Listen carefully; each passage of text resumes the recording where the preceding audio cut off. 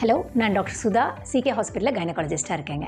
இப்போ நம்ம குழந்தை இல்லை அப்படிங்கிறவங்க அவங்களுக்கு ஐயுஐ மெத்தடில் ட்ரீட்மெண்ட் கொடுக்குறோம் அப்படின்னு சொல்கிறோம். அப்படின்னா என்ன அப்படின்னா, நத்திங் பட் கருமுட்டை வளர்கிறதுக்கு அவங்களுக்கு மாத்திரை மருந்துகள் கொடுத்து அந்த கருமுட்டை நல்லா வெடிக்கிற நேரத்தில் வெடிக்க இன்ஜெக்ஷன் போட்டு அது வெடிச்சிருச்சுங்கிறத அந்த நேரம் பார்த்து கரெக்டாக அந்த நேரத்தில் விந்துக்கள் சுத்தம் பண்ணி கர்ப்பப்பைக்கு உள்ளார கொண்டு போய் தின் டியூப், சன்னமான டியூப் வழியாக, மயக்கம் இல்லை ஒன்றும் இல்லை, அப்படியே வெறும் சன்னமான டியூப் வழியாக கர்ப்பப்பைக்குள்ளே விடுறது.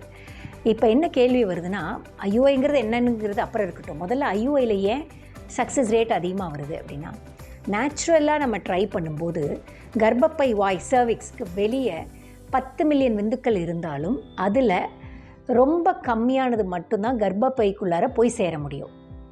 ஃபார் எக்ஸாம்பிள் 10ல் 1 பங்கு அங்கேருந்து அதில் பாதி தான் டியூபுக்கு போகுது.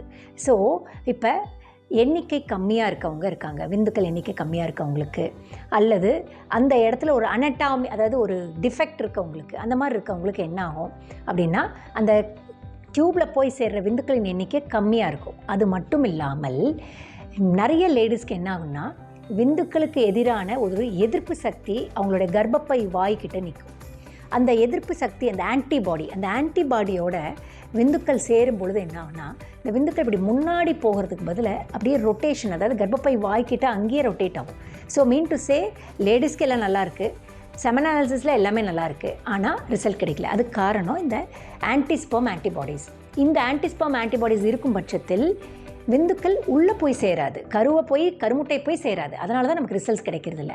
இப்போ நம்ம அந்த விந்துக்கள் சுத்தம் பண்ணி ஒரு டியூப் வழியாக இந்த கருமுட்டையின், இந்த கர்ப்பப்பையின் வாயினை தாண்டி உள்ளே கொண்டு போய் விடும் பொழுது இந்த ஆன்டிபாடியில் மாட்டாமல் உள்ளே போயிடுறதுனால அதனுடைய சக்ஸஸ் ரேட் 10 மடங்கு அது அதிகமாகுது. அதாவது ஒரு நேச்சுரல் சைக்கிளில் 3 to 5%னா ஐயுஐயில் 30 to 40% சக்ஸஸ் ரேட் ஆகும். அடுத்த கேள்வி, இவ்வளவு பேசுகிறீங்க, ஐயுஐயில் 30 to 40% தானே? எஸ், உண்மையில் சொல்லப்போனால் 100 பேருக்கு பண்ணுறீங்க, அதுவும் 6 சைக்கிள் பண்ணி முடிக்கிறீங்க. At the end of it பார்த்தா அந்த 100 பேர்த்தில் 30லேருந்து 40 பேர் மட்டும்தான் உண்மையிலேயே ஐயுஐங்கிற மெத்தடில் சக்ஸஸ் ரேட் கிடைக்கும். இதுதான் ரியாலிட்டி. தேங்க்யூ.